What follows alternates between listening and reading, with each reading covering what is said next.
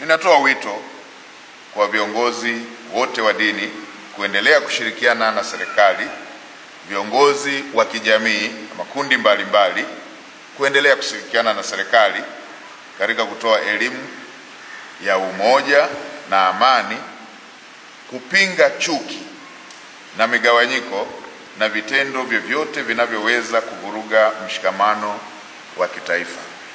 Mheshimiwa Baba Askofu, vita yeyote inayohusisha wenyewe kwa wenyewe haina mshindi, bali ina kupoteza wote.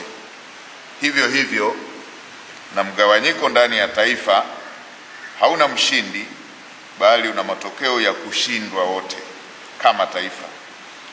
Manufaa ya amani ni makubwa, na hasara ya kupoteza amani haina mshindi, bali ina kupoteza wote kama jamii.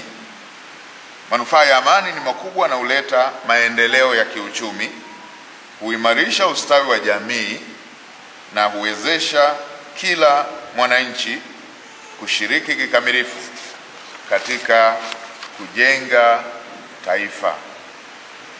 Mheshimiwa Baba Askofu, amani, usalama na utulivu ndio msingi utakaojenga taifa lenye mafanikio na umoja. Sote tunatambua kwamba Tanzania imeendelea kuwa kielelezo cha umoja, amani, mshikamano na utulivu katika ukanda wetu na barani Afrika.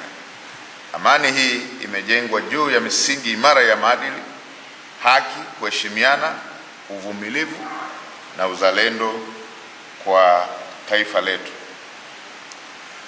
Serikali inaendelea kutekeleza wajibu wake wa kulinda amani na usalama wa nchi pamoja na kuwajenga Watanzania, hususan vijana, kuthamini dhana ya uzalendo kwa nchi yetu.